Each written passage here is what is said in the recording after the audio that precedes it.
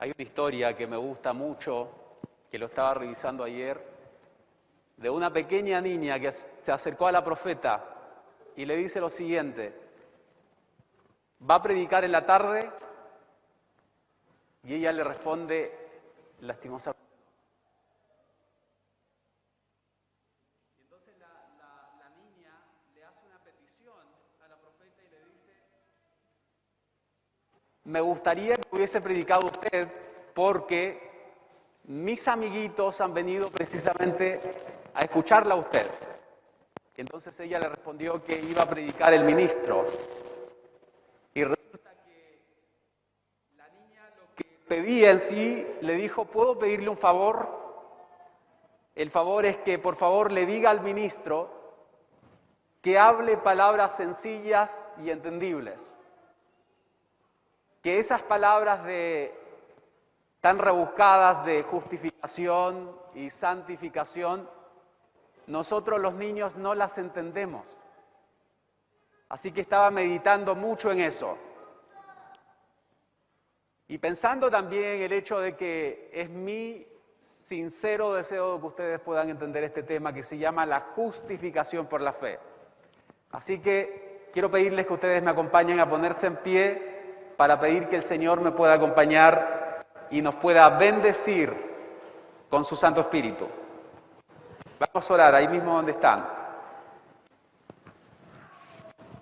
Padre Celestial, gracias Señor porque es un día más de gozo y un día menos, Señor, para tu segunda venida. Gracias te doy, Dios, porque tu pueblo sigue presente durante esta mañana. Quiero, Señor, que tú los bendigas. Quiero, Padre, que tu Espíritu Santo, Señor, pueda obrar en los corazones. Y gracias te doy, oh Dios, porque tú eres un Dios bondadoso y porque siempre estás dispuesto a darnos tu Espíritu a todos los que lo piden. Gracias, Padre. Ayúdanos entonces a entender el tema en el nombre de Jesús. Amén.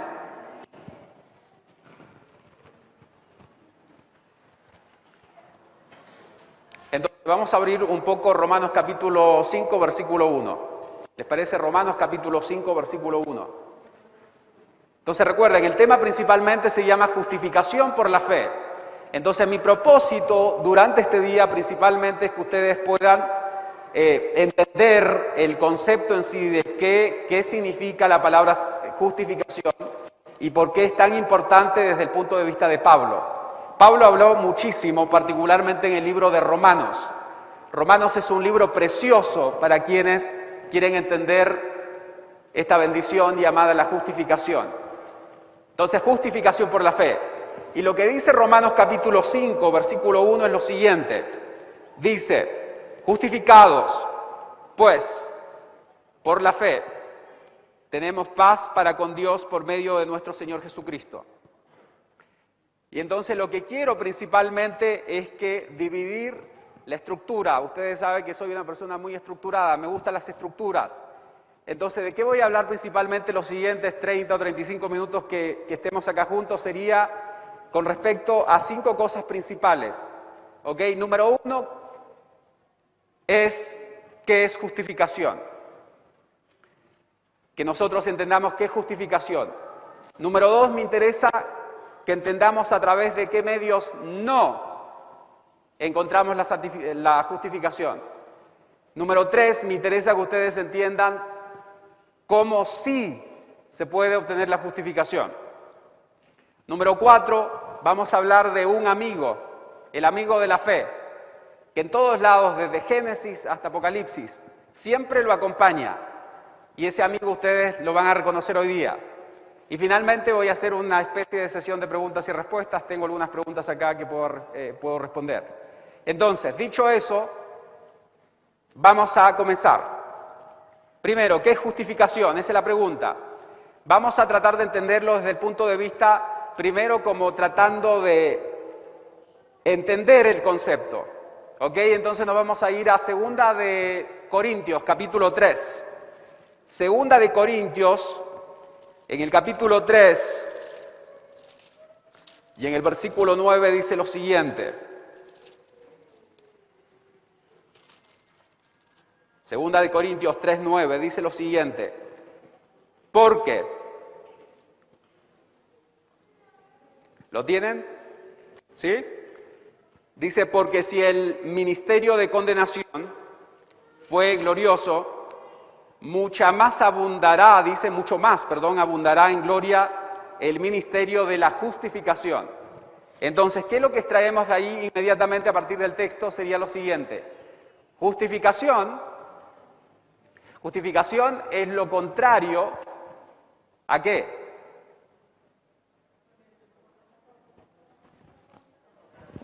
Condenación, exacto. Y vamos a partir desde ese punto de vista. Ustedes se acuerdan de que normalmente ponemos opuestos. Por ejemplo, en el mundo de la política serían los de esta mano y los de esta otra mano. Son opuestos. Y lo mismo con el color blanco y el color negro, son opuestos. Entonces la justificación y la condenación son dos cosas opuestas y totalmente diferentes. Entonces Cristo lo que dice es que vino a darnos justificación en vez de condenación. Ahora, la pregunta surge: ¿por qué nosotros merecemos ser condenados?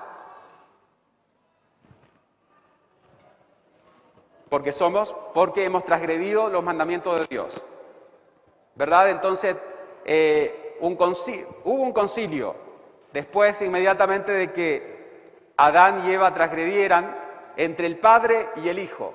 Dios y su Hijo tuvieron un concilio en donde el Padre pregunta: ¿a quién enviaré? Y el Hijo dice: heme aquí, envíame a mí. Y entonces Él se ofrece a venir a la tierra para redimir al ser humano, porque no había otra forma. No es cambiando la ley de Dios, porque la ley es santa, justa y buena, según Romanos 7:12. Entonces no es la solución quitar la ley. La solución que vio el Padre y el Hijo fue que el mismo Dios, que por cierto, y eso lo estábamos conversando un poco en escuela sabática, Cristo Jesús, a diferencia de los ángeles, y por eso los ángeles no vinieron, los ángeles todos y todas las criaturas están bajo un yugo, y eso es lo que decíamos, que se llama el yugo de la obediencia. Pero el Padre no había puesto un yugo sobre el Hijo. El único que podía salvar al ser humano era Cristo Jesús. Y entonces Cristo Jesús, ¿qué es lo que hizo? Vino a la tierra, vivió una vida perfecta y murió por nuestros pecados, llevando el pecado. Así lo registra al menos Primera de Pedro. Vámonos para allá, por favor. Primera de Pedro, capítulo 2.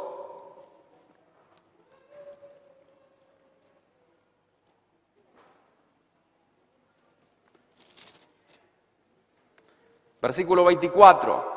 Miren lo que dice entonces acá el apóstol Pedro. Dice, ¿lo tenemos todos? Primera de Pedro, capítulo 2, versículo 24. Quien llevó él mismo, dice, nuestros pecados en su cuerpo sobre el madero, para que nosotros, siendo muertos a los pecados, vivamos a la justicia, por las heridas del cual habéis sido sanados. Entonces, dicho eso, ¿estamos entendiendo hasta el momento, sí? ¿Me están siguiendo, verdad? De que Cristo Jesús se ofreció, murió, y ahora ¿dónde está Jesús? Lo podemos encontrar ahí en Hebreos capítulo 9, versículo 24. Miren dónde está Cristo Jesús. Hebreos 9, 24 dice lo siguiente: porque no entró, dice Cristo, en el santuario hecho de mano, figura del verdadero, sino...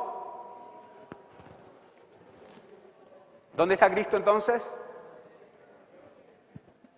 Dice que Cristo está en el mismo cielo. Y en la mañana estábamos hablando un poco esto de la intercesión de Cristo. O sea, Cristo es el sumo sacerdote y a través de su sangre nosotros podemos tener acceso al Padre. Así que vamos bien hasta el momento. Entonces, ahora, la palabra justificación me interesa. ¿Qué significa la palabra justificación?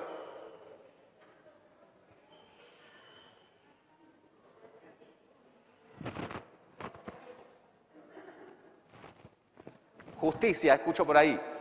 Bueno, justificación lo vamos a hacer fácil, ¿ok?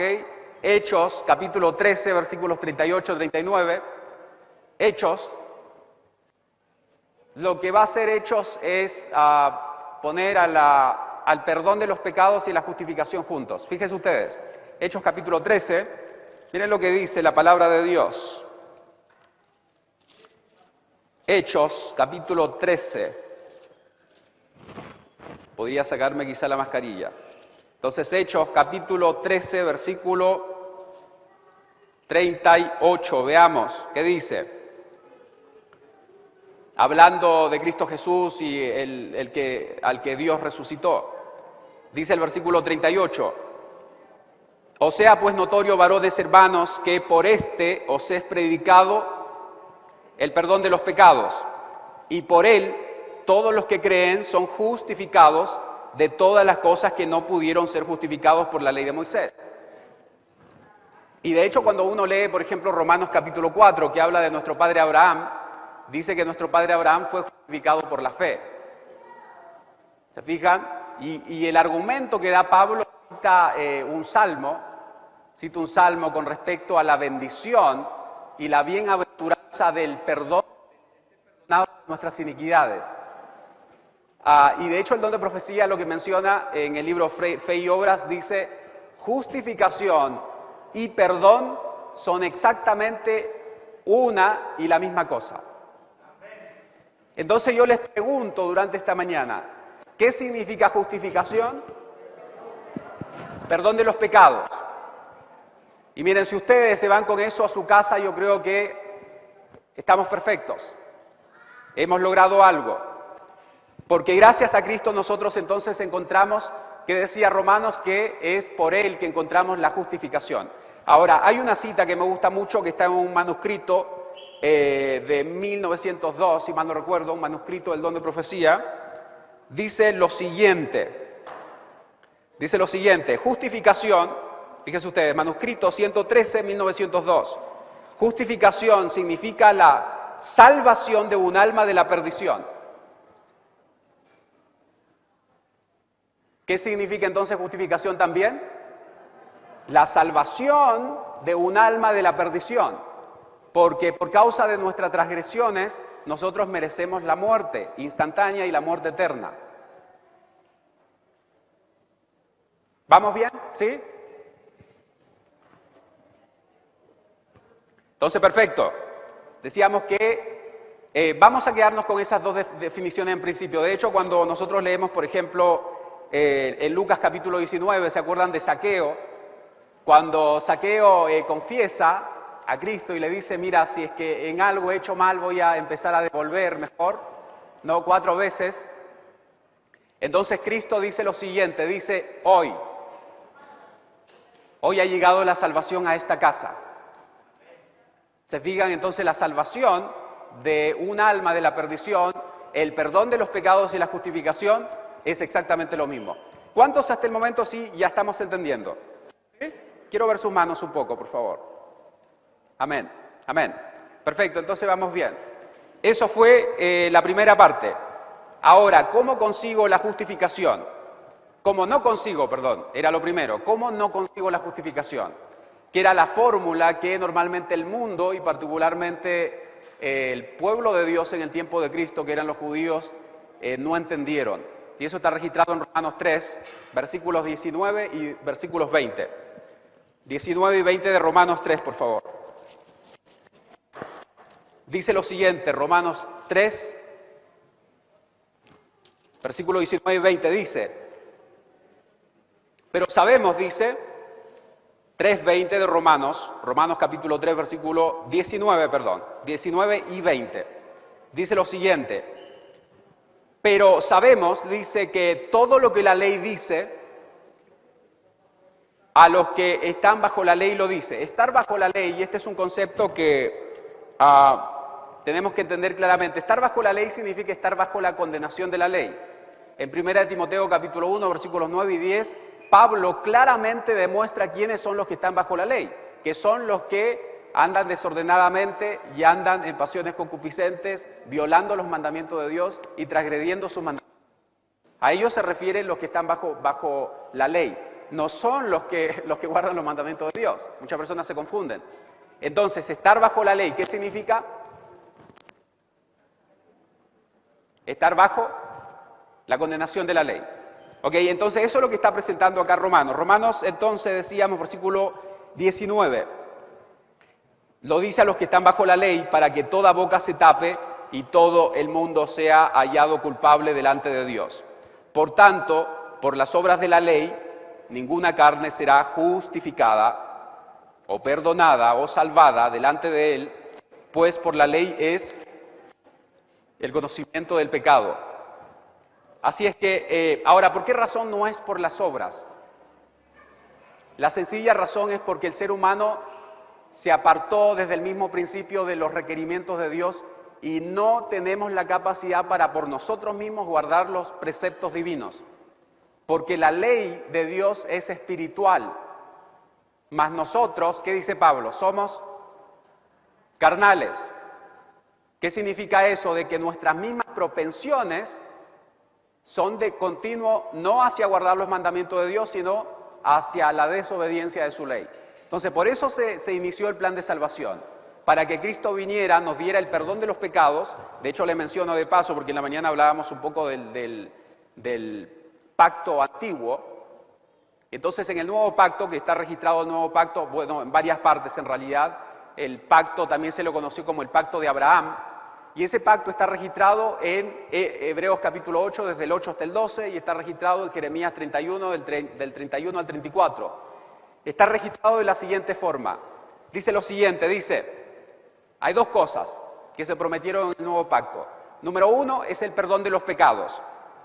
Y número dos, dar gracia para que el creyente pueda guardar los mandamientos de Dios. Y es a través de esa gracia que el creyente ahora vive para justicia, vive para Cristo Jesús.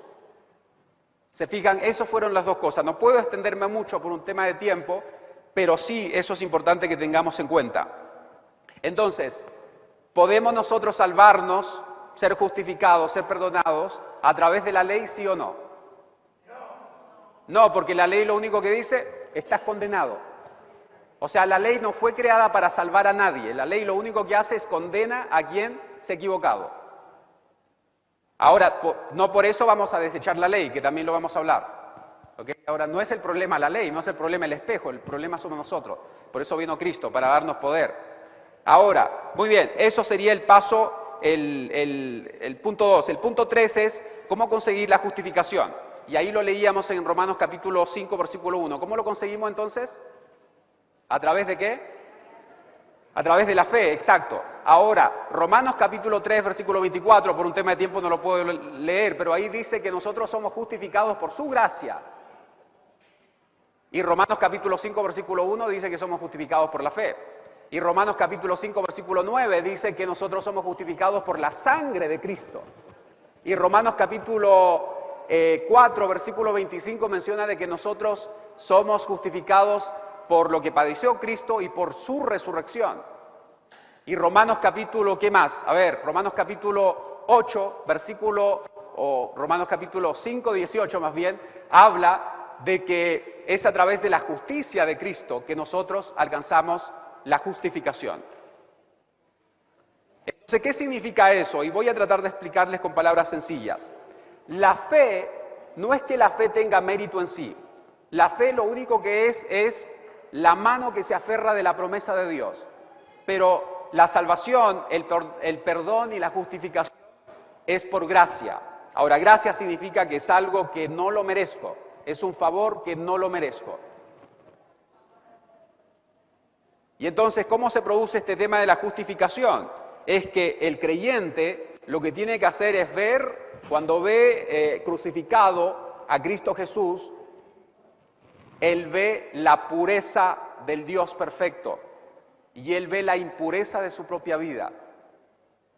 Y entonces es atraído a Cristo. Por eso cuando Moisés levantó, dice, la serpiente en el desierto, todo el que mirara a la serpiente vivía. Por eso, hablando también de lo mismo, el apóstol Juan deja registrado lo que decía Jesús, de que el que contempla a Cristo, ¿okay? Porque Cristo iba a ser colgado en la cruz, y si el que ve a Cristo colgado en la cruz y cree que a través de su gracia y a través de su carácter perfecto y de su santidad y de su justicia, somos justificados y somos perdonados por los pecados pasados, esa persona es contada como justa delante del reino de los cielos.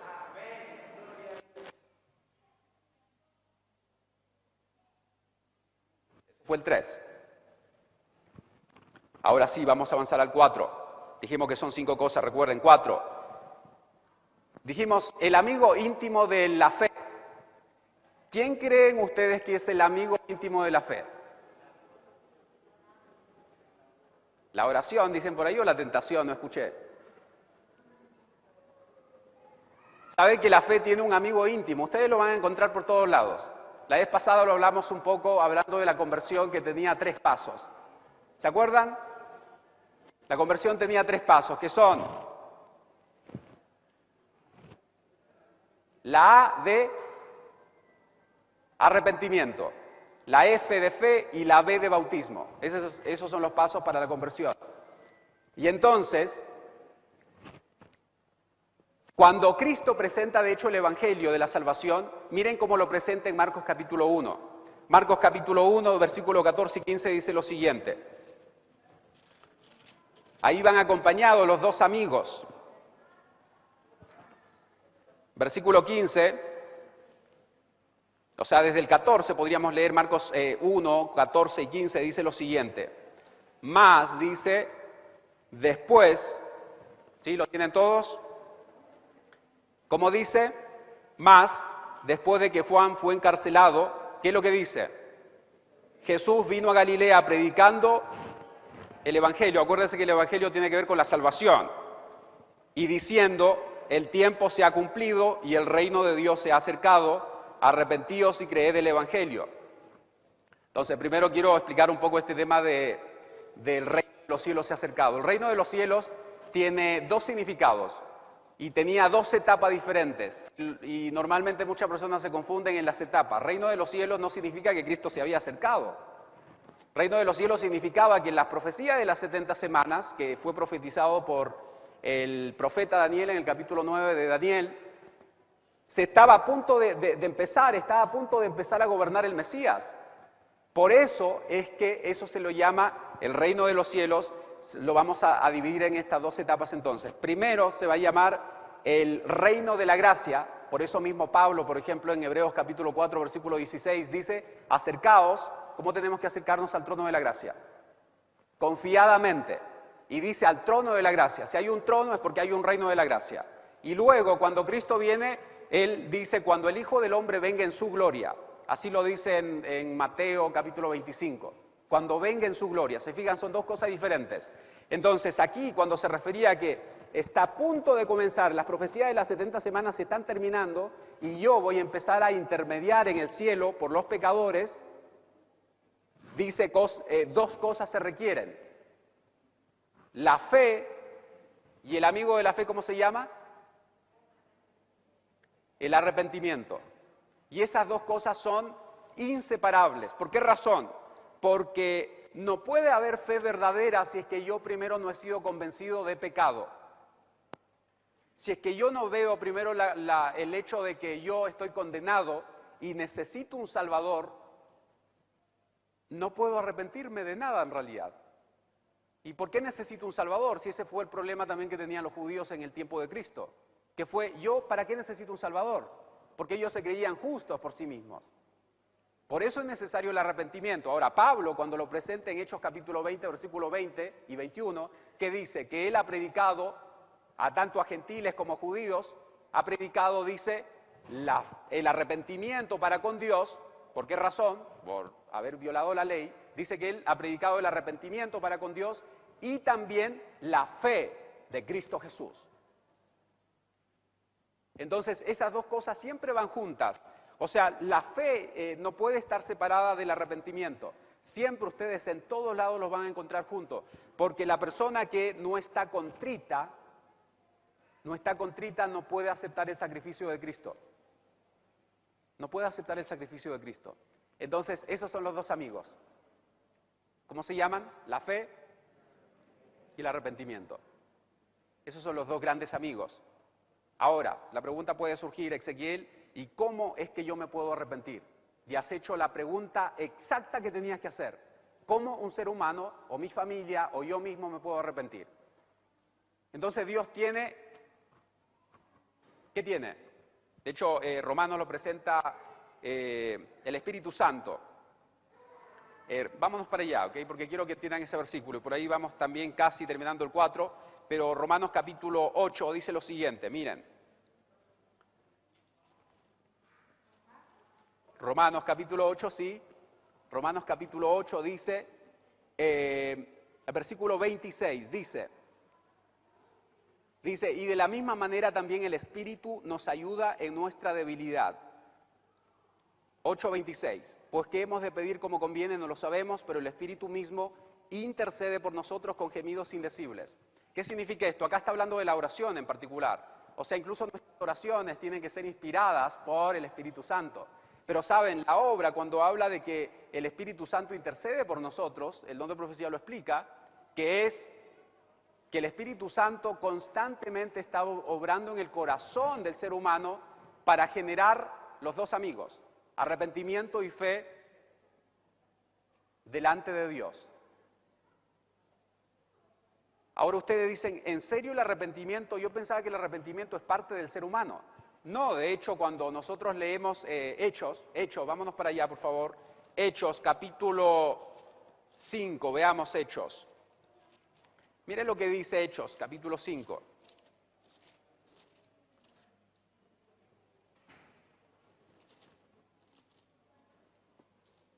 Dice lo siguiente, hablando de Cristo Jesús, dice lo siguiente. 5:31, sí, por favor. Dice, a este Dios, hablando de Cristo Jesús, ha exaltado con su diestra por príncipe y salvador, para dar arrepentimiento y perdón de pecados. O sea que tanto el arrepentimiento como el don de pecados son un don de Dios. El ser humano lo único que tiene que hacer es aceptar por la fe el sacrificio de Cristo en su favor, y Dios toma la obediencia, la justicia de su Hijo y lo pone en lugar del pecador. Y ahora el pecador lo que tiene que hacer es simplemente, ahora que ha recibido la gracia de Dios, el perdón de Dios, va a recibir la gracia de Dios y el Espíritu Santo lo va a guiar en su vida para mantenerse puro de este mundo. Pero toda esa obra y la obra de la santificación, que no tengo tiempo por el momento para hablarlo, pero sí lo voy a hablar más adelante, es una obra netamente con nuestros ojos puestos en Jesús, el autor y consumador de nuestra fe. Esa es la forma en cómo la Biblia explica estos temas. Entonces, vamos a hacer algunas preguntas y con eso vamos cerrando. Algunas preguntas que puedan surgir, que sería el paso 5 que estamos hablando. Pero ¿y qué pasa con las obras, hermano Ezequiel? Entonces, ¿qué pasa con las obras? Bueno, si uno lee, por ejemplo, segunda de Timoteo, capítulo 3, 16 y 17, menciona de que la palabra de Dios precisamente va a obrar en nosotros buenas obras. O sea, no es que si bien nosotros somos perdonados, somos salvados, somos justificados por la fe en el sacrificio de Cristo y no tenemos mérito alguno, si bien es eso, nosotros no somos dejados libres para hacer lo que queramos en nuestra vida, ¿verdad? Sino que Dios nos da su gracia para hacer la voluntad de nuestro Padre Celestial. Entonces esa es una pregunta que puede surgir. La segunda pregunta sería, ¿y la fe invalida la ley de Dios? ¿Ya no tenemos que guardar la ley? Bueno, Romanos capítulo 3, versículo 31 dice, por la fe invalidamos entonces la ley. ¿Y qué dice él? De ninguna manera. Antes, dice él, la confirmamos. ¿Porque qué confirmamos? De que la ley es justa, santa y buena en el hecho de que la ley, Pablo también en Gálatas habla de que la ley fue un ayo que nos guió a Cristo. ¿Qué significa? Que cuando yo voy a la ley me muestra en el espejo quién soy y me hace tener una necesidad de un Salvador. Y cuando yo ya tengo necesidad de un Salvador, entonces voy con fe sencilla y arrepentido delante de Dios y el Señor me perdona mis pecados y soy justificado. Última pregunta o un par de preguntas más. Pequeñas preguntas. Serían, Ahora, ¿por qué hay personas que dicen que la ley no debería, porque ya no deberíamos guardar la ley? Bueno, Cristo le respondería, ignoráis las Escrituras y el poder de Dios. Erráis, según Mateo capítulo 22. Erráis. O sea, no es que Cristo vino a reemplazar, sino que vino a ponernos en condición para que nosotros podamos servirle guardando sus mandamientos. Entonces alguien puede decir, bueno, entonces justificación significa perdón y salvación de la perdición. Exactamente. Y alguien puede decir, y bueno, ¿cuál era el amigo de la fe? ¿Y cuál era el amigo de la fe? El arrepentimiento. Ahora alguien puede decir también, y Dios me puede perdonar, si yo he caído tan bajo, Dios es capaz de salvarme y perdonarme de mis pecados. ¿Y cuál creen que es la respuesta? Si tú estás acá y el Espíritu Santo te ha traído es porque Dios te quiere dar otra oportunidad. Entonces lo único que tienes que hacer es confesar tus pecados. Y el que confiesa sus pecados y se aparta de ellos, alcanzará misericordia. Y Dios, a lo largo de todo el tiempo, en la mañana estábamos mencionando también un poco el cántico de cuando Cristo fue recibido en el cielo, que está registrado en Salmos 24. Precioso cántico cuando reciben a Cristo.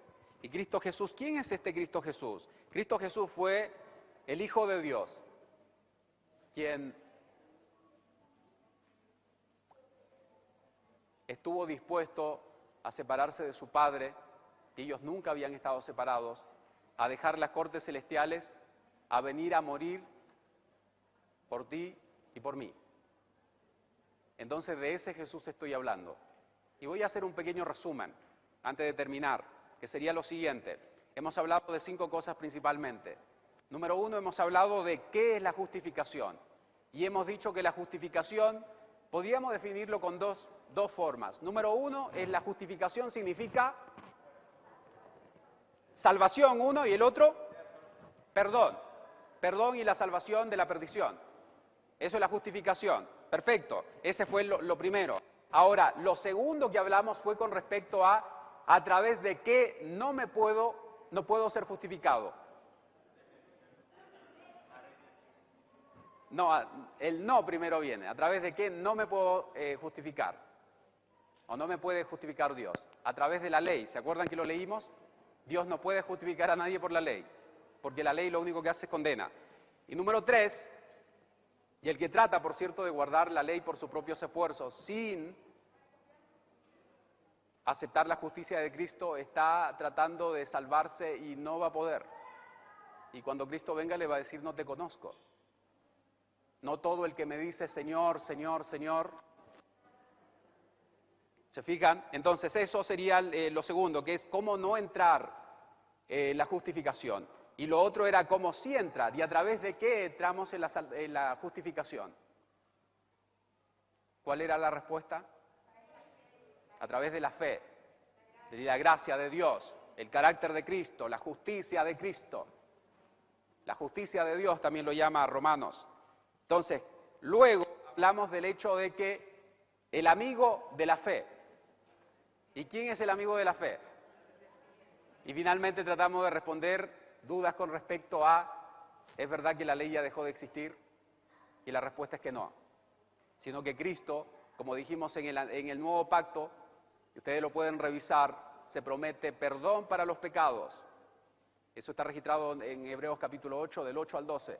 Perdón de los pecados y gracia, para que de esa forma nosotros podamos vivir una vida nueva en Cristo Jesús. Esa es mi invitación. Quiero que se pongan en pie, hermanos, y podamos darle gracias a nuestro Dios por tan maravillosa noticia que hemos tenido esta mañana. Vamos a orar. Padre Celestial, te quiero dar gracias, Señor, por haberme acompañado, y gracias, oh Dios, porque tú nos has mostrado el camino de la justificación, que significa el perdón de los pecados y la salvación de la perdición. Gracias, Padre, por todo. Bendice a mis hermanos. Queremos irnos con gozo, contentos de que hoy Jehová ha estado en medio de su pueblo. Gracias, Padre, en el nombre de Jesús. Amén.